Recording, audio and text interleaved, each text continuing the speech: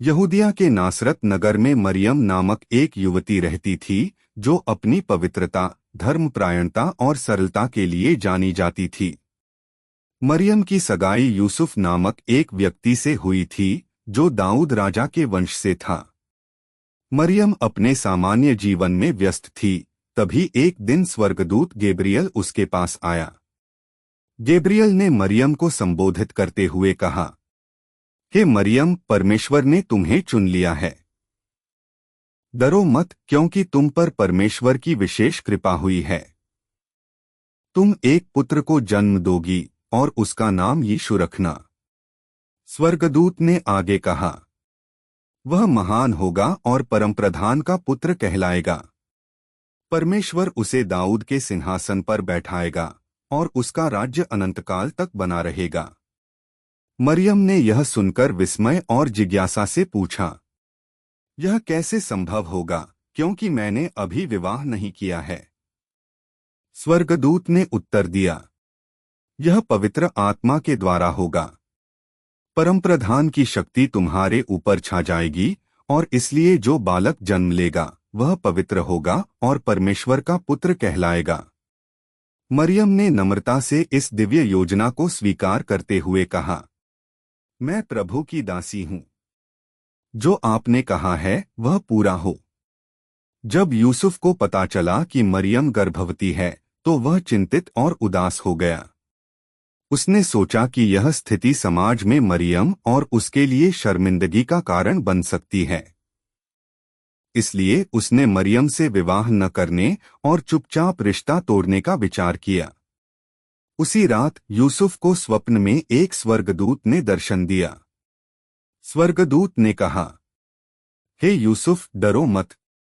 मरियम को अपनी पत्नी के रूप में स्वीकार करो। वह जो गर्भ में लिए हुए है वह पवित्र आत्मा से है। मरियम एक पुत्र को जन्म देगी और तुम उसका नाम यीशु रखना, क्योंकि वह अपने लोगों को उनके पापों से बचाएगा। यूसुफ ने इस दिव्य संदेश को स्वीकार किया। उसने मरियम को अपने घर में पत्नी के रूप में लाया और परमेश्वर की योजना का पालन किया। उस समय रोमन साम्राज्य के सम्राट अगस्टस ने आदेश दिया कि पूरे साम्राज्य में जनगणना हो। हर व्यक्ति को अपने पैतृक नगर जाकर अपनी उपस्थिति दर्ज करानी थी। यूसुफ भी इस आदेश का पालन करने के लिए मरियम के साथ अपने पैतृक नगर बेतलेहम गया। मरियम उस समय गर्भवती थी और यात्रा कठिन थी। बेतलेहम पहुंचने पर उन्होंने सराय में ठहरने की कोशिश की, लेकिन सभी जगहें भरी हुई थीं। उस समय मरियम के प्रसव का समय निकट था। आखिरकार उन्हें एक गुफा या अस्तबल में ठहरने की अनुमति मिली, जहां जानवरों को रखा जाता था। इस गुफा में मरियम ने एक पुत्र को जन्म दिया। मरियम ने बालक को कपड़े में लपेटा और एक चरनी जानवरों को चारा खिलाने का पात्र में रखा। यह दृश्य अत्यंत साधारण और विनम्र था, लेकिन यही बालक पूरे संसार के उद्धार का प्रतीक बनने वाला था। यीशु का जन्म एक गरीब और साधारण वातावरण में हुआ, जो यह दर्शाता है कि परमेश्वर ने हर वर्ग के लोगों को अपना प्रेम और कृपा प्रदान करने के लिए इस संसार में कदम रखा। उसी पवित्र रात मरियम ने एक पुत्र को जन्म दिया, जिसे इतिहास और धार्मिक ग्रंथों में यीशु मसीह के रूप में जाना जाता है। यह घटना बेतलेहम के एक साधारण गुफा या अस्तबल में हुई। यह स्थान जहां जानवरों को रखा जाता था अत्यंत विनम्र और साधारण था। मरियम ने अपने नवजात पुत्र को कपड़े में लपेटा और चरनी में लिटा दिया। चरनी वह पात्र था जिसमें जानवरों को चारा खिलाया जाता था। यह दृश्य पूरी मानवता को एक गहरा संदेश देता है। मसीह का जन्म राजसी महलों में नहीं, बल्कि एक साधारण और गरीब वातावरण में हुआ, जो उनके नम्र और सबके लिए समान रूप से उद्धारकर्ता होने का प्रतीक है। इस घटना का न केवल सांसारिक महत्व था, बल्कि यह ईश्वर के प्रेम और दया का अद्वितीय उदाहरण भी था। यह दर्शाता है कि परमेश्वर ने अपने पुत्र को इस संसार में सबसे विनम्र परिस्थितियों में भेजा, ताकि हर वर्ग के लोग उनके संदेश को स्वीकार कर सकें। उसी क्षेत्र में कुछ गडेरिये रात में अपने भेड़ों की रखवाली कर रहे थे। यह उनका नियमित कार्य था, जिसमें वे अपनी भेड़ों को जंगली जानवरों और चोरों से बचाने के लिए जागते रहते थे।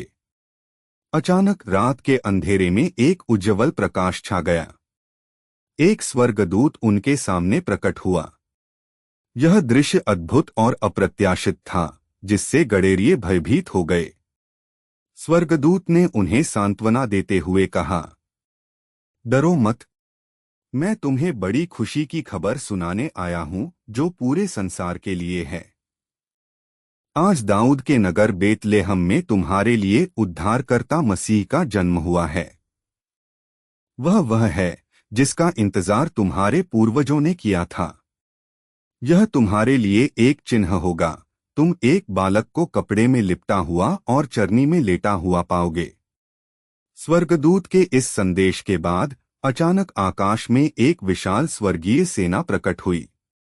यह सेना स्वर्गदूतों की थी, जो परमेश्वर की स्तुति करते हुए कह रही थी, परमेश्वर की महिमा स्वर्ग में हो और पृथ्वी पर उन लोगों को शांति मिले जिन पर उसका अनुग्रह है। यह स्वर्गीय दृश्य अद्वितीय था और गडेरियों के लिए यह अनुभव अभूतपूर्व और अलौकिक था। स्वर्गदूतों के चले जाने के बाद गडेरिये एक दूसरे से बोले, आओ बेतलेहम चलें और जो हुआ है उसे देखें।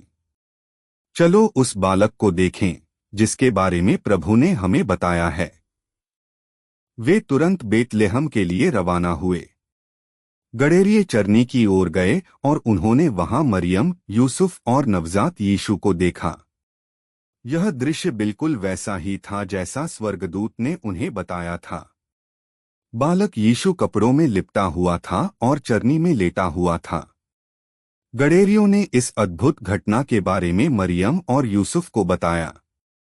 उन्होंने स्वर्गदूतों के संदेश और स्वर्गीय सेना द्वारा की गई स्तुति का वर्णन किया। यह सुनकर मरियम और यूसुफ गहराई से चकित और प्रसन्न हुए। मरियम ने इन सभी बातों को अपने हृदय में संजो लिया और उनके अर्थ पर मनन करती रही। गडेरिये यीशु को देखकर हर्ष और धन्यवाद के भाव से भर गए। वे परमेश्वर की स्तुति और महिमा करते हुए लौट गए। उन्होंने रास्ते में सभी को इस अद्भुत घटना के बारे में बताया। गडेरियों की गवाही सुनकर लोग आश्चर्यचकित हुए और समझ गए कि यह एक असाधारण घटना थी। गडेरियों को स्वर्गदूतों द्वारा यीशु के जन्म की सबसे पहले जानकारी दी गई, जो यह दर्शाता है कि परमेश्वर का प्रेम और उद्धार सभी के लिए है, चाहे वे राजा हों या साधारण गडेरिये। यीशु का जन्म विनम्रता और दया का प्रतीक है और यह कहानी सिखाती है कि सच्चा प्रेम और ईश्वर का आशीर्वाद किसी भी सांसारिक स्थिति पर निर्भर नहीं करता। यीशु मसीह के जन्म के समय पूर्व दिशा में रहने वाले कुछ विद्वान ज्योतिषी, जिन्हें मागी कहा जाता है, आकाशीय घटनाओं को समझने और उनका अध्ययन करने में कुशल थे। इन ज्योतिषियों ने एक विशेष तारे को देखा जो सामान्य तारा नहीं था बल्कि एक दिव्य संकेत था। वे समझ गए कि यह तारा किसी महान राजा के जन्म का सूचक है। ज्योतिषी तारे का अनुसरण करते हुए यहूदिया पहुंचे और यरूशलेम में राजा हेरोदेस के दरबार में आए। उन्होंने पूछा, यहूदियों का राजा कहाँ है जो जन्मा है? हमने उसका तारा पूर्व दिशा में देखा और उसकी उपासना करने आए हैं। हेरोदेस, जो यहूदिया का राजा था, यह सुनकर बेचैन और परेशान हो गया। वह एक स्वार्थी और क्रूर शासक था और अपने सिंहासन के लिए किसी भी खतरे को सहन नहीं कर सकता था। यह जानकर कि यह नवजात बालक भविष्य में उसका प्रतिस्पर्धी हो सकता है, उसने बालक यीशु को मारने की योजना बनाई। हेरोदेस ने उन ज्योतिषियों को चालाकी से कहा, जाओ उस बालक को ढूंढो और जब तुम उसे पालो तो मुझे आकर बताना, ताकि मैं भी उसकी उपासना कर सकूं। हेरोदेस की मंशा केवल बालक यीशु को मारने की थी, लेकिन उसने अपने उद्देश्य को छिपाकर ज्योतिषियों को धोखे में रखने की कोशिश की। ज्योतिषी हेरोदेस के दरबार से निकलकर उस तारे का अनुसरण करते हुए बेतलेहम पहुंचे। तारा उन्हें उस स्थान तक ले गया जहां मरियम और यूसुफ अपने नवजात बालक यीशु के साथ ठहरे हुए थे। जब उन्होंने यीशु को देखा तो वे अत्यंत आनंदित हुए। ज्योतिषियों ने यीशु को साष्टांग प्रणाम किया और अपने साथ लाए मूल्यवान उपहार भेंट किए। ये उपहार प्रतीकात्मक थे और मसीह के भविष्य के जीवन और उद्देश्य को दर्शाते थे। एक सोना गोल्ड यह राजा के सम्मान का प्रतीक था जो यीशु की राजसी भूमिका को दर्शाता है। 2 लोबान फ्रैंकिंसेंस यह एक प्रकार की सुगंधित धूप थी जिसका उपयोग पूजा में किया जाता था। यह यीशु की दिव्यता और ईश्वर के पुत्र होने का संकेत देता है। 3 गंधरस मर यह एक सुगंधित पदार्थ था जो मृत्यु के बाद शरीर को संरक्षित करने के लिए उपयोग किया जाता था। यह यीशु के बलिदान और क्रूस पर उनकी मृत्यु का पूर्वाभास था। ज्योतिषियों ने इन उपहारों के साथ अपनी श्रद्धा व्यक्त की और मसीह को विश्व का उद्धारकर्ता स्वीकार किया। जब ज्योतिषी बालक यीशु के दर्शन कर चुके थे तो स्वर्गदूत ने उन्हें स्वप्न में चेतावनी दी कि हेरोदेस की मंशा बुरी है और उन्हें हेरोदेस के पास लौटकर नहीं जाना चाहिए। स्वर्गदूत की चेतावनी मानते हुए ज्योतिषी एक अन्य मार्ग से अपने देश लौट गए।